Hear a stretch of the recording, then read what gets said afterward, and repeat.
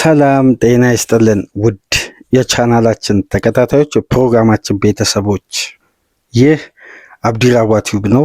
ፕሮግራማችን ላይክ በማድረግ እንዲጀምሩ፣ አዲስ የሆናችሁ ሰብስክራይብ በማድረግ ለዚህ ቻናል ቤተሰብ እንድትሆኑ፣ እንዲሁም ይህንን ፕሮግራም ከሀገር ውጭ የምታደምጡ የቻናላችን ተከታታዮች እንደ ሁሉ ጊዜው በሱፐር ስቲከር፣ ሱፐር ቻት፣ ሱፐር ታንክስ ድጋፍ እንድታደርጉ በአክብሮት እየጋበዝን ትናንት ምሽት በተጠባቂው ትልቁ የሻምፒየንስ ሊግ የአራተኛ ሳምንት ጨዋታ በአንፊልድ ሊቨርፑል የውድድሩን ኃያሉን ክለብ ማድሪድን አስተናግዶ 1-0 በሆነ በአሌክሲስ ማካሊስተር ግሩም የጭንቅላት ግብ ማሸነፍ ችሏል። የሊቨርፑል ደጋፊዎች የሚፈልጉት ማየት የሚመኙት በሻምፒዮን በሆነ የውድድር ዓመት ማግስት ማየት የሚፈልጉትን ሊቨርፑል ለመጀመሪያ ጊዜ በዘንድሮ ውድድር ዓመት የተሟላውን በሁሉም ዲፓርትመንት አስገራሚ አስደናቂ የሆነውን ፍጹም የበላይነት የወሰደውን ሊቨርፑል ያየንበት ምሽት ነበር። በአንፊልድ ለተገኘው ድል እያንዳንዱን ጉዳይ ያነሳን እንግዲህ በዚህ ፕሮግራም ቆይታ እናደርጋለን። ደጋፊው በድጋሚ ነፍስ የዘራበት እምነቱን በድጋሚ በክለቡ ላይ የጣለበት የዘንድሮ የውድድር ዓመት ከተጀመረበት ጊዜ አንስቶ ምናልባት የተመዘገበው ውጤት የዕለቱን የሊቨርፑልን ብቃት የማይገልጽ የተወሰደውን ፍጹም የበላይነት ብልጫን ውጤቱ የማይገልጸው አስደናቂ ምሽት ነበር። በአንፊልድ በእያንዳንዱ የሜዳ ክፍል ከፍተኛ የበላይነትና የተቀናጀ በስትራክቸርም ባጫወትም እያንዳንዱን ዲፓርትመንት በተቀናጀና በተሻለ ከየትኛውም ጨዋታ ካለፉት ሊቨርፑል ካደረገው በዘንድሮ የውድድር ዓመት ጨዋታ በአጠቃላይ ምናልባት ደጋፊው በዘንድሮ የውድድር ዓመት ከመጀመሪያ ጨዋታ አንስቶ ማየት የሚፈልገው የክለቡን አይደንቲቲ፣ የክለቡን ያጫወት መንገድ፣ የስሎት ሊቨርፑል ምን ሊመስል ይችላል የሚለውን በግልጽ ያሳየ ትክክለኛው ሊቨርፑል አሁን ተመልሷል ማለት በሚያስችል ደረጃ ምርጥና አስደናቂ ፎርም ላይ የሚገኘውን ሪያል ማድሪድን በዘንድሮ የውድድር ዓመት አንድ ሽንፈት ብቻ ያስተናገደ 13 ጨዋታዎችን በድል ያጠናቀቀ የዛቪ አሎንሶን ሪያል ማድሪድን ነው እንግዲህ በሻምፒየንስ ሊግ ተሟልቶ በመጡበት የምሽቱ ጨዋታ ማድሪድን በሁሉም ያጫወት እንቅስቃሴ ፍጹም የበላይነት በመውሰድ አስደናቂ የተጫዋቾች ብቃት በትችት የቆዩ የሰነበቱ በዘንድሮ የውድድር ዓመት ሊቨርፑልን የተቀላቀሉ ትላልቅ ገንዘብ የወጣባቸው ተጫዋቾች ግሩም በነበረ እንቅስቃሴ እንዲሁም የሊቨርፑል የአካዳሚ ውጤት የቀድሞ የአካዳሚ ውጤት የሆነውን አሁን ወደ ነጩ ቤት የተዘዋወረውን ትሬንት አሌክሳንደር አርኖልድን 100% ይተካል ተብሎ እምነት የተጣለበት ኮነር ብራድሊ ልክ እንዳምናው ኪሊያን ምባፔ ላይ ከፍተኛ የበላይነት እንደወሰደው በዘንድሮ የውድድር ዓመት ደግሞ አምና የሊቨርፑልን ድል ያልተሟላ አድርገው ሊቨርፑል ባልተሟላው ማድሪድ ነው 2-0 አምና ያሸነፈው ለሚሉት እንግዲህ የመጀመሪያ መነሻ ምክንያት የነበረው የቪኒ ጁኒየር ያለፈው የውድድር ዓመት አንፊልድ ላይ አለመሰለፉን። በዘንድሮ የውድድር ዓመት እንግዲህ ቪኒ በተሰለፈበት ጨዋታ ብራድሊ እንግዲህ 100% ይሄን ብራዚላዊ ለሌሎች ክለቦች ለሌሎች ተከላካዮች ፈተና የሆነውን ምርጡን ብራዚላዊ እንግዲህ አጥፍቶት ውጦት ነው ያመሻው። የብራድሊም አስደናቂ ብቃት ብራድሊ በሜዳ ውስጥ ትላልቅ ታክሎችን ውጤታማ የመከላከል እንቅስቃሴዎችን ባሳየ ቁጥር አንፊልድ በከፍተኛ ግለትና ተጫዋቹን በማበረታታት ተጨማሪ ኢነርጂ ሲሆን ትሬንት አሌክሳንደር አርኖልድ ደግሞ በተቃራኒው ተቀይሮ ሲገባ በከፍተኛ ጩኸትና ተቃውሞ ነበር የቀድሞ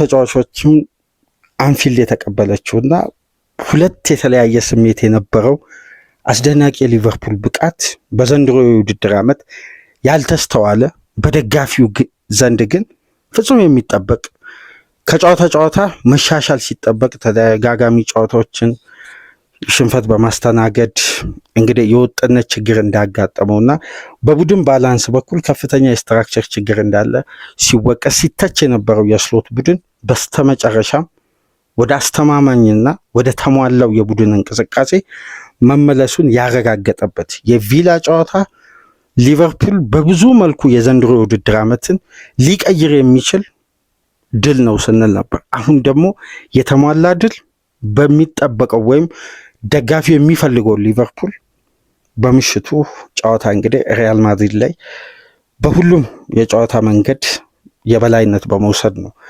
በአስደናቂ የጨዋታ ብልጫ ውጤቱ በማይገልጸው 1-0 የዚህን ጨዋታ ውጤት ወይም የዕለቱን እንቅስቃሴ በጭራሽ የማይገልጸው ውጤት ነው።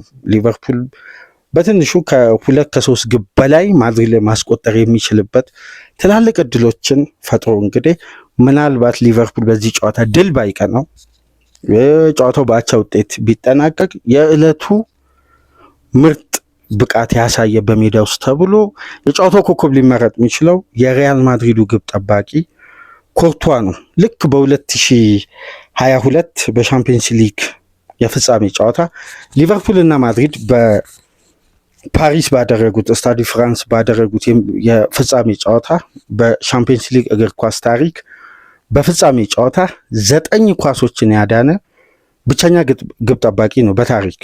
የትኛውም ግብ ጠባቂ ከዛ በፊትም ከዛም በኋላ በፍጻሜ ይህን ያክል የግብ ሙከራ ኢላማውን የጠበቀ ያልተዛነፈ ትላልቅ ቻንሶችን ያዳነ ግብ ጠባቂ የለም። ከዛን ጊዜ አንስቶ እንግዲህ ሊቨርፑል ከማድሪድ ጋር በሚገናኝበት ወቅት ያን ፋይናል ጨምሮ የኮርቷ ብቃት ሁሌም አነጋጋሪ ነው። በምሽቱ ጨዋታ 8 ግብ ሊሆኑ የተቃረቡ ኳሶችን ነው እንግዲህ ይሄ ግብ ጠባቂ ማዳን የቻለውና 6ቱ በፔናልቲ ቦክስ ውስጥ የተቀሩት ደግሞ ከፔናልቲ ቦክስ ውጭ የነበሩ አስደናቂ ሙከራዎችን በምሽቱ እንግዲህ ከሪያል ማድሪድ ኮከብ ከነበሩ የምሽቱ ተጫዋቾች መካከል ምናልባት ግንባር ቀደምና በብቸኝነት የሚጠቀስ ነው። በሊቨርፑል ፍጹም የበላይነት ማድሪድ እንደተወሰደበት የሚያሳዩ በርካታ ቁጥሮችንም ይዘናል። የሊቨርፑል ደጋፊዎች እንግዲህ በዘንድሮ የውድድር ዓመት ክለባችሁ ካሳየው ምርጥና አስደናቂ ብቃት መካከል በተናጥል በብቸኝነት አስተማማኙን ሊቨርፑልና የሚፈለገው የቡድን እንቅስቃሴ ትናንት ምሽት 100% ለየትኛውም ፖዚሽን ክፍተትም ትችትም በማይቀርብ ደረጃ አስደናቂ የቡድን ብቃትና ኦርጋናይዜሽን በታየበት ምሽት እንግዲህ 1-0 ኃያሉን ማድሪድ በአንፊልድ ማሸነፍ ችሏል። በአሌክሲስ ማካሊስተር ግሩም ሄዲንግ ግብ ሁለተኛ 45 በተቆጠረ። ጨዋታው እንዴት ነበር? ዛሬ እስቲ የእንግሊዝ ሚዲያ በኋላ ገጻቸው ላይ ይዘው የወጡትን አንዳንድ የጋዜጦችን የኋላ ገጽ እንመልከት። ሁሉም ጋዜጦች ማለት ይቻላል ዛሬ ላይ ትኩረታቸው የአንፊልዱን ድል በተመለከተ ነው እና የትሬንት አሌክሳንደር አርኖልድን አቀባበል፣ በተቃራኒው ደግሞ የኮነር ብራድሊ ፍጹም አስደናቂ የነበረውን የምሽቱን እንቅስቃሴ ምናልባት በሊቨርፑል ቤት ይሄ አካዳሚ ተጫዋች ካደገበት ጊዜ አንስቶ በ3-4 አጋጣሚ ትላልቅ ብቃቶችን አሳይቷል። ማለት በተናጥል ከተጫዋቹ እስካሁን በሊቨርፑል ቤት ከነበረው ቆይታና ካደገበት ጊዜ አንስቶ በኤርገን ክሎፕም ዘመን ያሳያቸው ግሩም እንቅስቃሴዎች አሉ። ለምሳሌ የ2023-24 በአንፊልድ የተደረገው ሊቨርፑል ቼልሲን 4-1 በሆነ ውጤት ያሸነፈበት ጨዋታ የብራድሊ ልዩ ምሽት ነበር። ተጫዋቹ ግብ የሆኑ ኳሶችን አመቻችቶ በማቀበል ለራሱም ግብ በማስቆጠር አስተማማኝነቱንና የትሬንት ቀጣይ ተተኪ መሆኑን ለየርገን ክሎፕ ማረጋገጫ የሰጠበትና ጥሩ ባካፕ እንደሆነ ገና በለጋ እድሜው ያሳየበት የጨዋታ በተናጥል የምናስታውሰው ጨዋታ ነው። የተለያዩ ጨዋታዎች ይነሳሉ። አምና አንፊልድ ላይ ከሪያል ማድሪድ ጋር በተለይ ኪሊያን ኤምባፔ ላይ የወረደው ሸርተቴ አስደናቂ ነበር። ከተጫዋቹ እድሜ፣ ስኪል፣ አቅም የኪሊያን ኤምባፔ ደግሞ ክላስ ሲነጻጸር አስደናቂ ታክል ነበር። የዘንድሮ ደግሞ ለየት የሚያደርገው ከቪኒ ጁኒየር ጋር ባደረጉት የ1-1 ግንኙነት ቪኒን እንግዲህ ከጨዋታው አትፍቶት ነው ያመሸውና ብራድሊም እንግዲህ አስተማማኝነቱን በድጋሚ በሌላ ትልቅ ጨዋታ ለአርነ ስሎት ማሳየት የቻለበት ምሽት ነው እና የእንግሊዝ ጋዜጦች የዛሬው ትልቁ ትኩረታቸው በአንፊልድ ስለተገኘው የሊቨርፑል ድል፣ ስለ ብራድሊ ብቃት፣ ስለ ማካሊስተር ሄዲንግ እና ስለ ትሬንት አሌክሳንደር አርኖልድ ወደ አንፊልድ ከተመለሰ በኋላ የተደረገለት አቀባበል እና ከፍተኛ ጩኸትና ድምፅ ተቃውሞ የተሰማበት ነው። ጨዋታው እንዴት ነበር? አርነ ስሎት እንዲህ አይነት አስደናቂ ሊቨርፑልን ለምን ከዚህ ቀደም በዘንድሮ የውድድር ዓመት ማሳየት አልቻሉም? እስካሁን ድረስ ኤክስፐሪመንታል ቆይታ ነበራቸው። የቡድን ፍሉዲቲ እስካሁን ድረስ ሳይመጣ እንግዲህ በርካታ ትችቶች ሲያስተናግዱ ቆይተው የአሰልጣኙን ቦታ ጥያቄ ውስጥ እንደገባ ሲነሳ ነበር። ነገር ግን በምሽቱ ጨዋታ በመጀመሪያ ደረጃ ከተመለከትናቸው ጉዳዮች መካከል የአንፊልድ ግለት ነው። አንፊልድ በተለየ ሁኔታ ይታወቃል። በዩሮፒያን ምሽት እንደ አንፊልድ ለተጋጣሚ ፈታኝ ስቴዲየም የለም።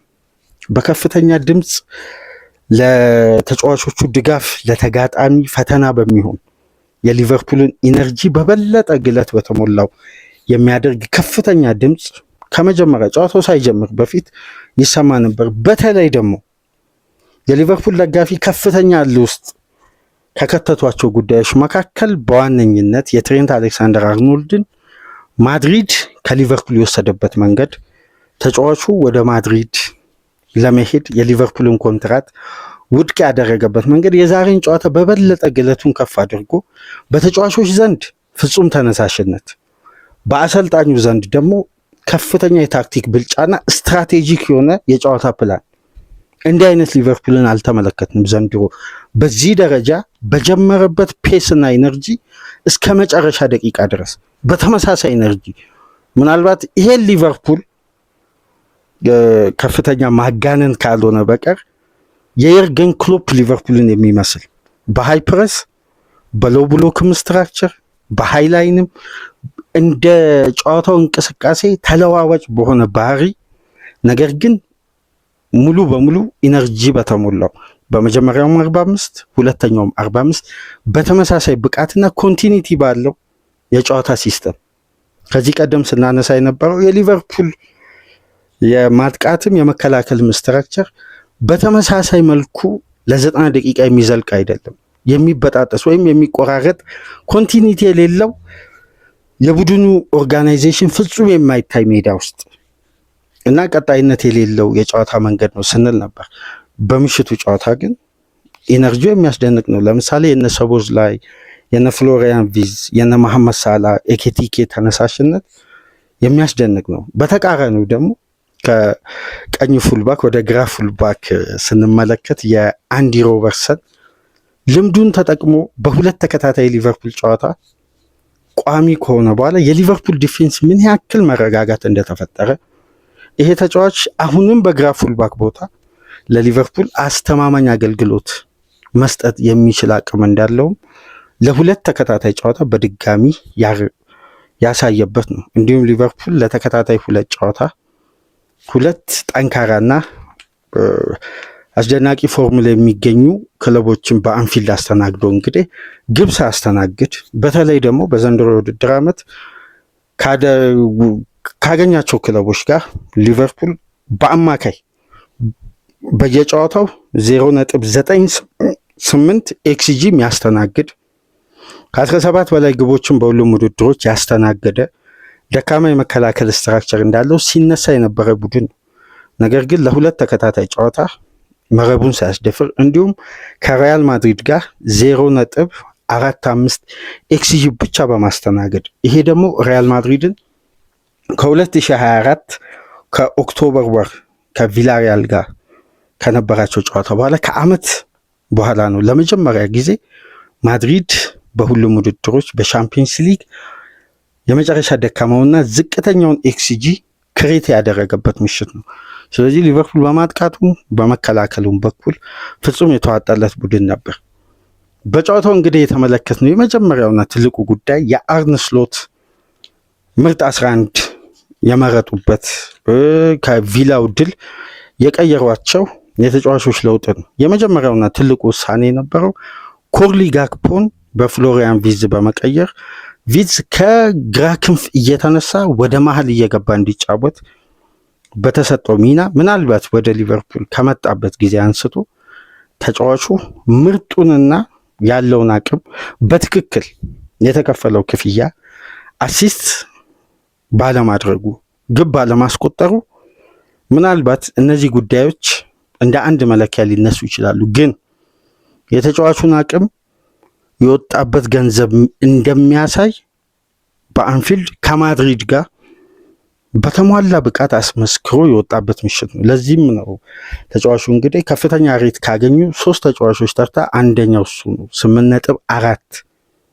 ምክንያቱም ከረፍት በፊት በነበረ እንቅስቃሴ ፍሎሪያን ቪርትዝ 5 ቢግ ቻንሶችን ክሬት አድርጓል። ማድሪድ እንደ ቡድን በሙሉ 90 ደቂቃ እንኳን ክሬት ያደረገው ቻንስ 4 ነው። ፍሎሪያን ቪርትዝ ብቻውን ነው 5 ቻንሶችን ከረፍት በፊት ክሬት ማድረግ የቻለ። እንደውም በጣም ለግብ የቀረበ ከፍተኛ ኤክስጂ የተመዘገበው ዶሚኒክ ሶቦስላይ በአንድ ለአንድ ግንኙነት ከኮርቷ ጋር ተገናኝቶ ኮርቷ ያወጣት የመጀመሪያ አስደናቂ የኮርቷ ሪያክሽን የነበረበት የጨዋታ እንቅስቃሴ ነው እና በግሩም ሁኔታ ነበር ያችን ኳስ ይሄ ቤልጂየማዊ ግብ ጠባቂ ያመከነው። የዊርትዝ እንቅስቃሴ በጋክፖ ፖዚሽኑ ላይ መቀየሩንና እንደ ጨዋታው እንቅስቃሴ ተለዋዋጭ የሆነ የፖዚሽን አያያዝ ወደ ግራ አዘን ብሎ እንደ ክንፍ ተጫዋች ሳይሆን ወደ ቀኝ ወደ ግራ 8 ቁጥር እየገባ ከሶቦስላይ ጋር ከኤኬቲኬ ጋር የፈጠሩት መግባባት ፍጹም አስደናቂ። ምናልባት ፍሎሪያን ቪርትዝ ወደ ሊቨርፑል ቤት ከመጣበት ጊዜ አንስቶ አስደናቂው ምሽት ያሳለፈበት ለእግር ኳሱ ቤተሰብ ያለውን አቅም አውጥቶ ያሳየበት እንዲሁም ተስማሚ ፖዚሽኑን ያገኘ ይመስላል። በተቃራኒው ደግሞ ሊቨርፑል የማይባክን እንቅስቃሴ እንዲያደርግ የኮርሊ ጋክፖ ቤንች መሆን ትክክለኛ ውሳኔ ነበር።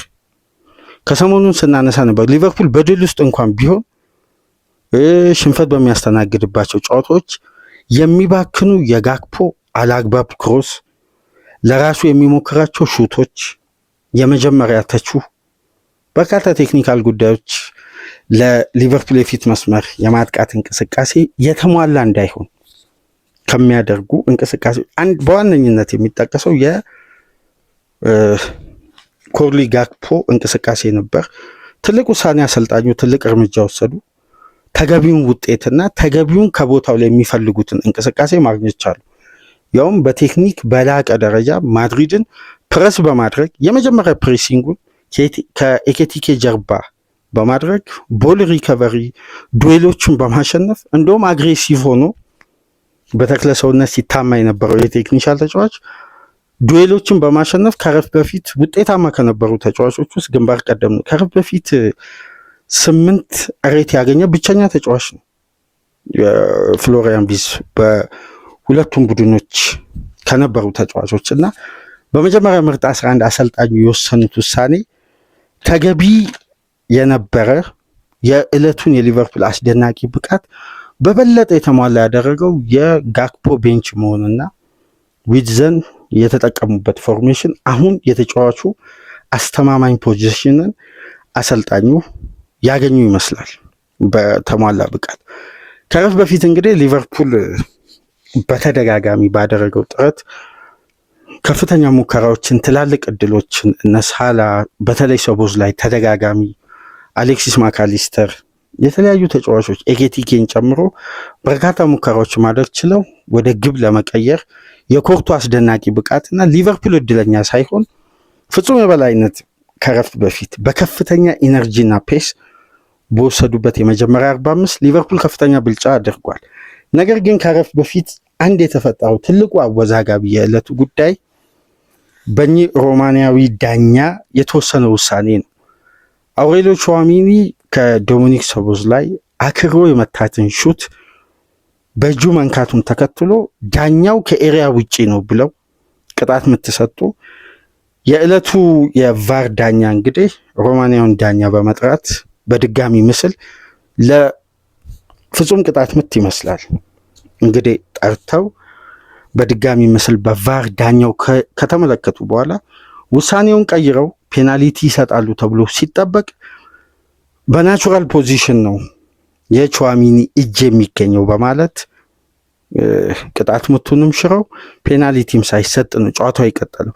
ከዛም በኋላ የአንፊልድ ድምፅና ግለት ከመጀመሪያው በበለጠ ከፍ ብሎ ማድሪድን በበለጠ ጫና ውስጥ የከተተ ነበር። ሊቨርፑል ከዛም በኋላ ተደጋጋሚ እድሎችን መፍጠር ችሏል። ነገር ግን ያ ኳስ ከጨዋታ በኋላ በተለያዩ ሚዲያ ላይ በትናንት ምሽት ሲተነትኑ የነበሩ ትላልቅ ባለሙያዎች ነበሩ። ከነዛ መካከል ግንባር ቀደም የሚጠቀሱ ሁለት የቀድሞ ዳኞች በተለያየ ቲቪ ላይ አስተያየት ሲሰጡ ነበር። አንደኛው በቢን ስፖርት፣ ሌላኛው ደግሞ በቢቢሲ ስፖርት ላይቭ በሚያስተላልፈው የሻምፒየንስ ሊግ ምሽት። እንግዲህ እንግሊዛዊው ዳኛ ማርክ ክላተንበርግ የሮማንያዊን ዳኛ ውሳኔ በቀጥታ 100% ተችቷል። ተገቢ ያልሆነ ዳኝነት፣ ይሄ የቹዋሚኒ ኳስ 100% ፍጹም ቅጣት ምት የሚያሰጥ የአውሬሊዮ ቹዋሚኒ እጅ በናቹራል ፖዚሽን እንዳልነበረ ከእያንዳንዱ እንቅስቃሴ በድጋሚ ምስል እያሳዩ ነበር ሲተነትኑ የነበሩት። ተገቢ ያልሆነ ውሳኔ ዳኛው አስተላልፏል። ማድሪድ በጨዋታው የቆየበት ወይም የጨዋታውን ውጤት አድቫንቴጅ ለመያዝ የሚያመች ሌላ እድል ያገኘበት በነዛ ደቂቃዎች መሃል ሊቨርፑል ከፍተኛ ጫና ፈጥሮ ትላልቅ እድሎችን በሚፈጥርበት ሰዓት ነው እንግዲህ የሊቨርፑልን ቴምቦ የሚያወርድ ውሳኔ የተወሰነው። ነገር ግን ሊቨርፑል በበለጠ በሌላ ኢነርጂ ከደጋፊው ጋር ታግዞ እንደገና ማድሪድ ላይ ከባድ የሆነ ማጥቃት እንደገና የከፈቱት። ነገር ግን የዕለቱ ዳኛ በአውሬሊዮ ቹዋሚኒ የተነካቸው ኳስ ፍጹም ቅጣት ምት እንደሚያሰጥ እነ ማርክ ክላተንበርግ የቀድሞ የፕሪሚየር ሊግ ዳኛ እንዲሁም በትላልቅ ውድድሮች በኢንተርናሽናል በዚህ በዩኤፋ ውድድር መዳኘት የቻሉ ትልቅ ዳኛ ናቸውና ውሳኔውን ተቃውሟል። ከዛም በኋላ በስፔን ሚዲያ ሲተላለፍ በነበረ አንድ ቲቪ ላይ እንዲሁም ከዚህ ቀደም በስፔን እግር ኳስ ረጅም ጊዜ ዳኙ ስፔናዊ ዳኛ የአውሬሊዮ ቹዋሚኒ እጅ ናቹራል ፖዚሽን ላይ አለመሆኑን ተፈጥሯዊ ፖዚሽን ላይ አለመሆኑን ገልጸው 100% ፍጹም ቅጣት ምት እንደሚያሰጥ ከካርድ ጋር ነው እንዲሁም እኚህ ስፔናዊ ዳኛ ሲያነሱ የነበሩት። አወዛጋቢ ጉዳይ ተፈጠረ። ጨዋታው ቀጠለ። ማድሪድ በጨዋታው ውስጥ የቆየበትን ሌላ ደቂቃ ነው ያገኘው እና ሊቨርፑል የመጀመሪያ 45 ፍጹም የበላይነት ወስዶ በማጥቃቱ በመከላከሉም በኩል በኮነር ብራድሊ በሮበርትሰን ባላንስ በሆነ የሁለቱ ፉልባኮች የሁለቱ ሴንተር ባኮች ፍጹም መናበብና ከዚህ ቀደም ሲፈጠርባቸው የነበሩ የታይሚንግ ክፍተት በአግባቡ በመቅረፍ ያለምንም መደናገጥ ክፍተት ለባፔም ለቪኒም ለናርዳ ጉለር ባለመፍጠር ነው እንግዲህ የመጀመሪያውን 45 ሊቨርፑል የበላይነት ወስዶ አጠናቀቀ። ሁለተኛ 45 እንደተጀመረ እንግዲህ ሊቨርፑል ክፍት ከሆነ እንቅስቃሴ በጣም ዶሚኔት አድርጎ ትላልቅ እድሎችን ፈጥሮ ከኤሪያ ውጪ በተደጋጋሚ በሚደረጉ ሹቶች እድል ለመፍጠር ሞክረዋል። ነገር ግን የዕለቱ የኮርቷ ብቃት ከፍ ያለ ምናልባት በማድሪድ ደረጃ የሚመጥን ግብ ጠባቂ መሆኑን በድጋሚ ያስመሰከረበት ምሽት ነው። ሲያወጣቸው የነበረው ኳሶች የሚያስደንቅ ለማመን የሚከብድ ትላልቅ ኳሶች ጭምር ሲያድን ነበር። እንደውም በመሀል የቲኤንቲ ስፖርት አስተላላፊ የነበሩት አለን ሺረር እና ጆን ቻምፒየንስ እንደሚሉት ከሆነ ልክ የተጠናቀቀው የውድድር ዓመት ሊቨርፑል ከፒኤስጂ ጋር ያጋጠመዋል ያገኘውን እድል ባለመጠቀም ደቂቃው በገፋ ቁጥር ተጨማሪ ሰዓት ተጨምሮ የዶናሩማ አስደናቂ ብቃት ታግዞ እንግዲህ በመለያ ምት ፒኤስጂ ወደ ቀጣዩ ዙር ያለፈበት እንደዚህ አይነት አጋጣሚ እንዳይፈጠር ሊቨርፑሎች ያገኟቸውን እድሎች የመግደል ኮርቷን የማሸነፍ አቅም ሊያዳብሩ ይገባል በዚህ ጨዋታ፣ አለበለዚያ ሊቨርፑል ዋጋ ሊከፍል ይችላል ሲሉ ነበር ከሊቨርፑል ብልጫ አንጻርና ከረፍት እንደጀመሩ የሊቨርፑል የመጀመሪያ ማጥቃት የጀመረው ከሴት ፒስ ነው። በአንድ የኳስ ሙከራ እንግዲህ ቫንዳይክ አስደናቂ ሄዲንግ አግኝቶ መረብ ላይ ስንጠብቅ ኮርቷ በድጋሚ ያወጣ። በዛች እንቅስቃሴ እንደገና ሌላ ኮርነር የመጀመሪያውን አንዲ ሮበርትሰን ሁለተኛውን አሌክሲስ ማካሊስተር ክሮስ ባደረጉበት ይቅርታ የመጀመሪያውን ፍሎሪያን ቪዝ ሁለተኛውን ደግሞ አሌክሲስ ማካሊስተር ክሮስ አድርጎ ሂጎ ኤኪቲኬ በድጋሚ ግሩም ሄዲንግ ሞክሮ ኮርቶ አወጣ። በሶስተኛውም እንዲሁም በድጋሚ ኤኬቲኬ ማስቆጠር የሚችለውን የሴት ፒስ ኳስ ሳይጠቀም ቀርቶ የሊቨርፑል ማጥቃት ሁለተኛ 45 በተጀመረ በ47 ደቂቃ ነው የጀመረው። ይሄ ማጥቃት እንቅስቃሴ እንግዲህ ቀጥሎ መሐመድ ሳላ ግልጽ የሆነ እድል ኤኬቲኬም ሁለት ትላልቅ አጋጣሚዎችን ሰቦዝ ላይም እንዲሁም ከቆመ ኳስ በግሩም ቅጣት ምት አሁንም ኮርቷ በአስደናቂ እንቅስቃሴ እንግዲህ ያመከናቸው ኳሶች ነበሩ። ልክ እንግዲህ ሊቨርፑል በከፍተኛ የመልሶ ማጥቃት በፋስት ብሬክ ሁለተኛ 45 ላይ ወደ ፋይናል ሰርድ በግሩም ሁኔታ በዶሚኒክ ሶቦዝ ላይ በሚጓዝበት ወቅት ነው ጁዲ ቤሊንጋም ፋውል ሰርቶ ለራሱ ቢጫ ካርድ በተመለከተበት የተገኘ የቆመ ኳስ ነው። አሌክሲስ ማካሊስተር በግሩም ሄዲንግ መጀመሪያ በድጋሚ ምስል እስከምንመለከት ድረስ ኦፍሳይድ የሚመስል እንቅስቃሴ፣ ነገር ግን በድጋሚ ምስል ስንመለከት የማድሪድ ተጫዋች ከማካሊስተር ቀደም ብሎ ስለሚገኝ ግቧ ጸድቃ እንግዲህ በግሩም ሄዲንግ ነው ማካሊስተር በሻምፒየንስ ሊግ ሶስተኛ ግቡን ያስቆጠረው። ነገር ግን ሁለቱን ያስቆጠረው ከማድሪድ ጋር ነው። አምናም ሊቨርፑልን ቀዳሚ ያደረገ ሁለተኛ 45 ወደ ተመሳሳይ ደቂቃ የሚጠጋ ግብ ነበር ማስቆጠር የቻለው እና ሊቨርፑል በተሟላ የምሽቱ እንቅስቃሴ የተሟላ ድል አድርጎ ነው ማድሪድን በሜዳውና በደጋፊው ፊት በአንፊልድ ሊቨርፑል አስተማማኝ ብቃቱን ባሳየበት የምሽቱ ምናልባት የዘንድሮ የውድድር ዓመት ለሊቨርፑል ደጋፊዎች ዋስትና ያሳየ ይሄ ቡድን ድጋሚ መነሳት እንደሚችል በአርነ ስሎት ውስጥ ሊቨርፑል ረጅም ርቀት አይሄድም፣ ሊቨርፑልና ስሎት ዘንድሮ የተገነባው ቡድን ከስሎት አቅም በላይ ነው፣ በርካታ ትችቶች ይባሉ ነበር። ነገር ግን ማረጋገጫ ይሰጥ። አሁን ስለ ፍሉዲቲ ስለ አዳፕት ማንሳት እንችላለን በደንብ ስለ ስትራክቸር ሊቨርፑል በየትኛው የጨዋታ መንገድ ነው ተጋጣሚ ላይ ዶሚኔት ማድረግ የሚችለው። ለምሳሌ ከቪላ ጋር በነበረው ጨዋታ ሊቨርፑል 48.9 በመቶ ነው የኳስ ቁጥጥሩ ብልጫ፣ ቪላ ይበልጣል በኳስ ቁጥጥር። ብዙም የኳስ ቁጥጥሩ ብልጫ ልዩነት አልነበረውም፣ ግን ቪላ የተሻለ ነው። ነገር ግን ሊቨርፑል ከ1.45 ኤክስጂ በላይ ክሬት አድርጎ ወደ 14 ሙከራዎችን 8 ኢላማውን የጠበቀ 2 ግብ ነው ማስቆጠር የቻለው። ቪላ 2 ኢላማውን የጠበቀ ሙከራ ነው ማድረግ የቻለው። በድጋሚ ትናንት ምሽት ማድሪድ ከ62 በመቶ የኳስ ቁጥጥር ብልጫ ነበረው ሊቨርፑል 38 በመቶ። ነገር ግን ሊቨርፑል 17 ሙከራ አድርጎ ከ17ቱ 9ኙ ኢላማቸውን የጠበቁ 8ቱ ደግሞ የተመለሱት በግብ ጠባቂው።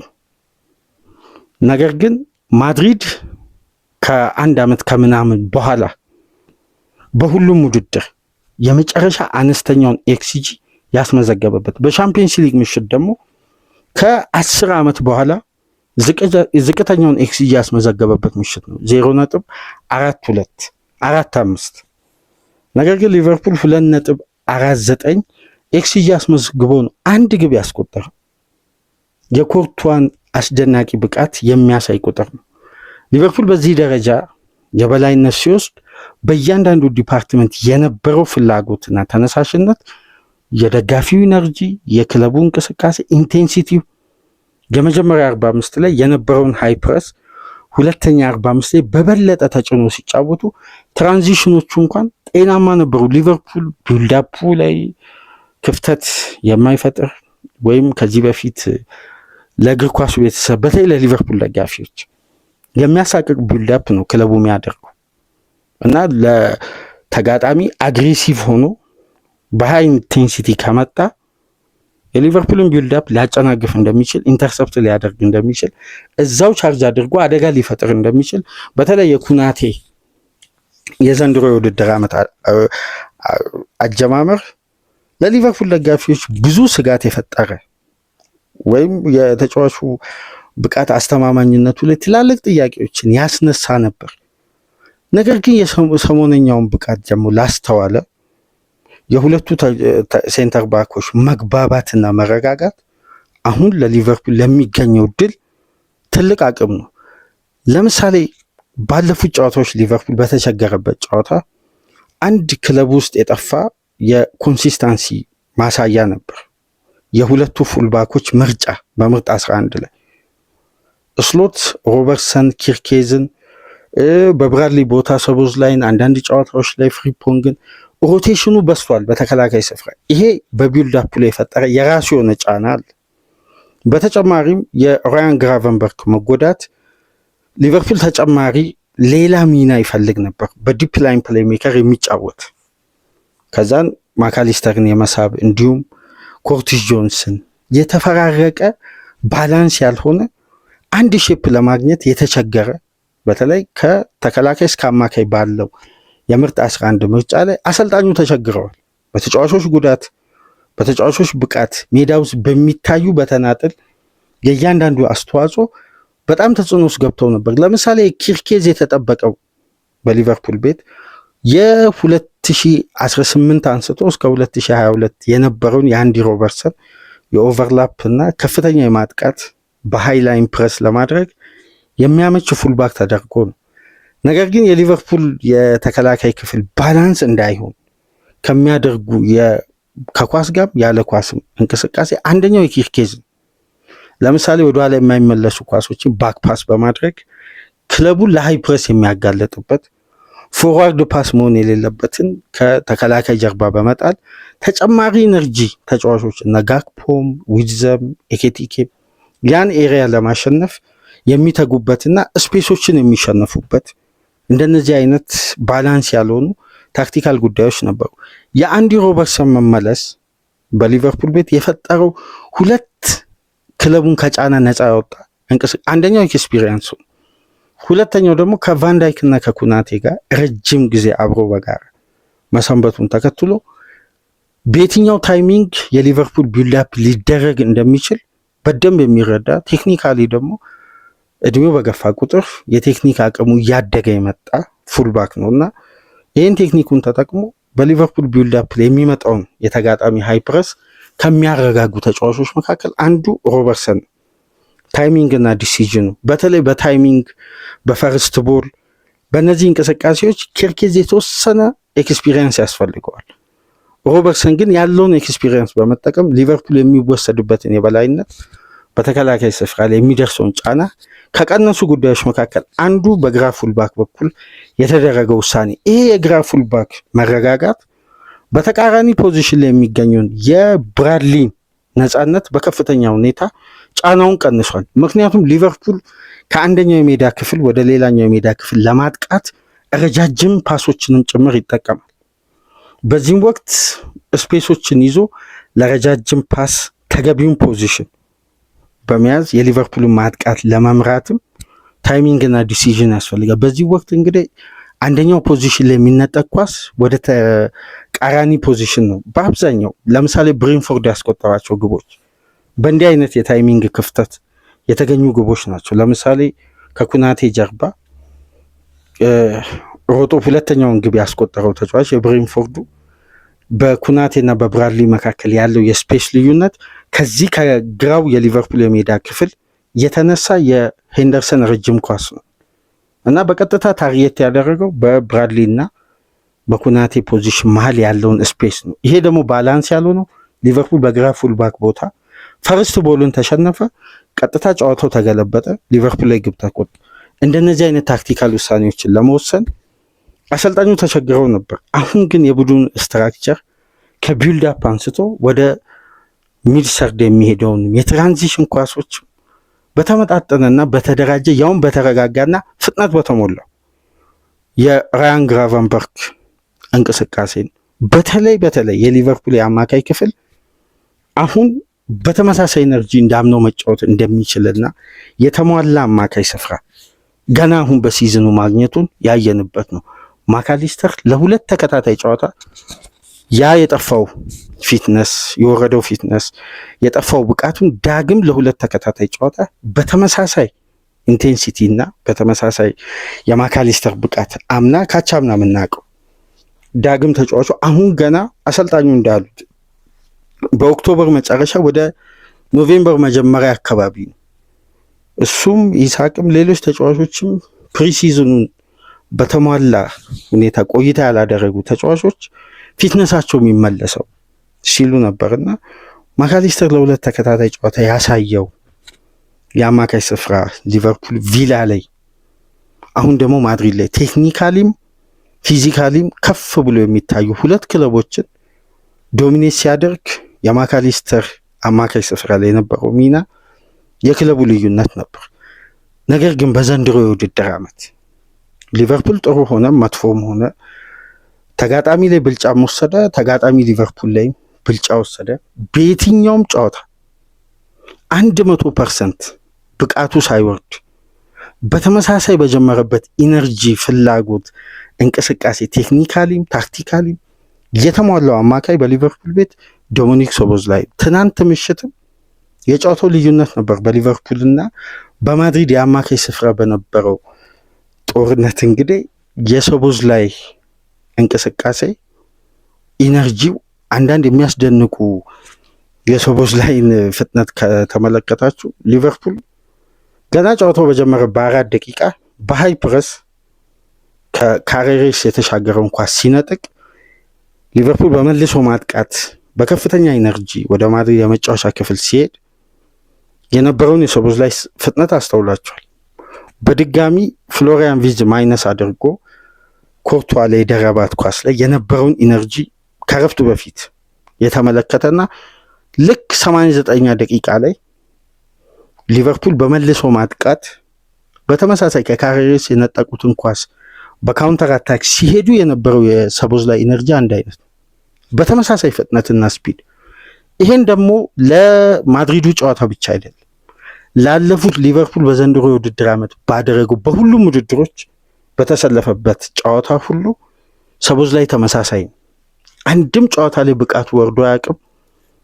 አንድም ጨዋታ ላይ ያን ለሊቨርፑል የሚያደርገውን አገልግሎት በተመሳሳይ መልኩ እንደውም ከጨዋታ ጨዋታ ለግብ እየቀረበ ግብ የሆነ ኳስ አመቻችቶ እያቀበለ የጨዋታው ልዩነት ነው።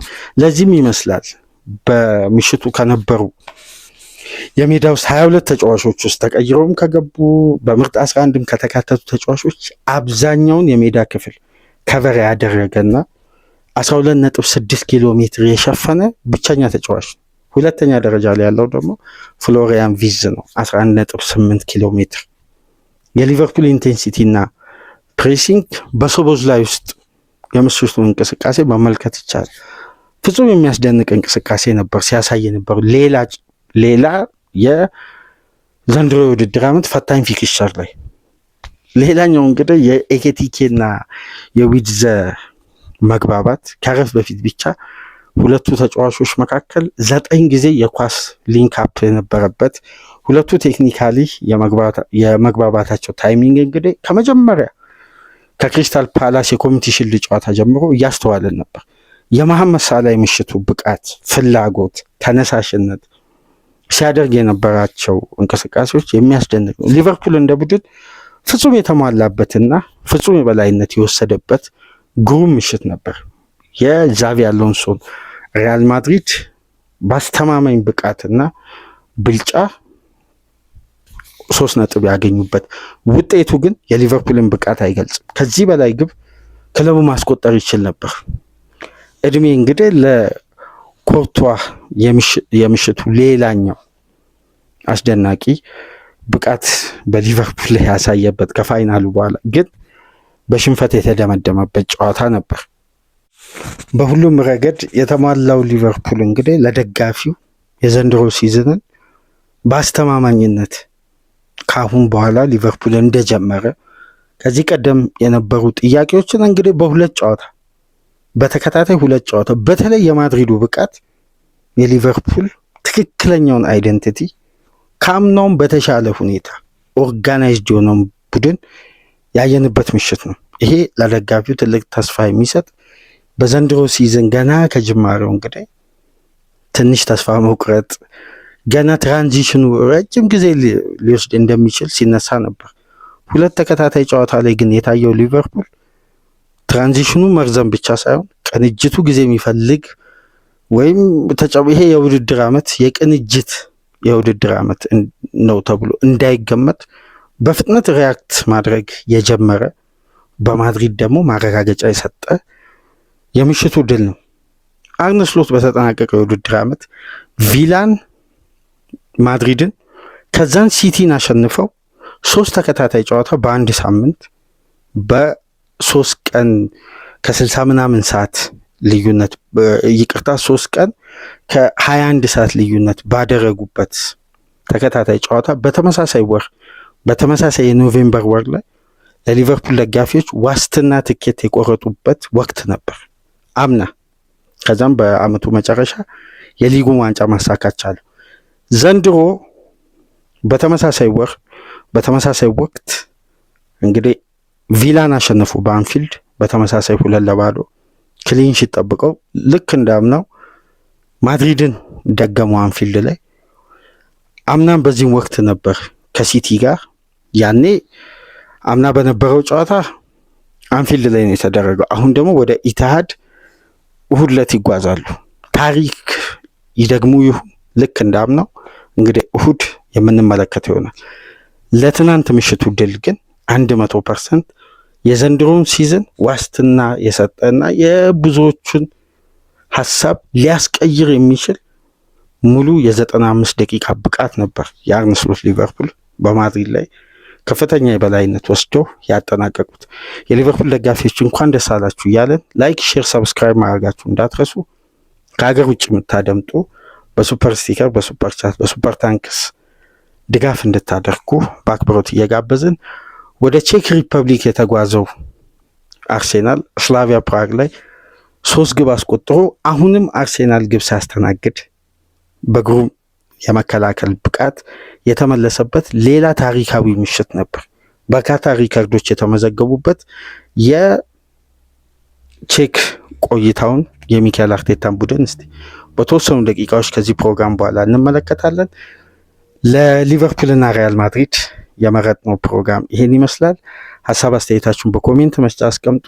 ይቀራል ያላችሁትን ሀሳብ ደግሞ እናንተ እያሟላችሁ ከፕሮግራማችን ጋር ቆይታ እንድታደርጉ በአክብሮት እንጋብዛለን። ለአሁኑ በአርሴናል ጨዋታ ድረ ጨዋታ ግምገማ እስከምንመለስ ሰላም ቆዩ።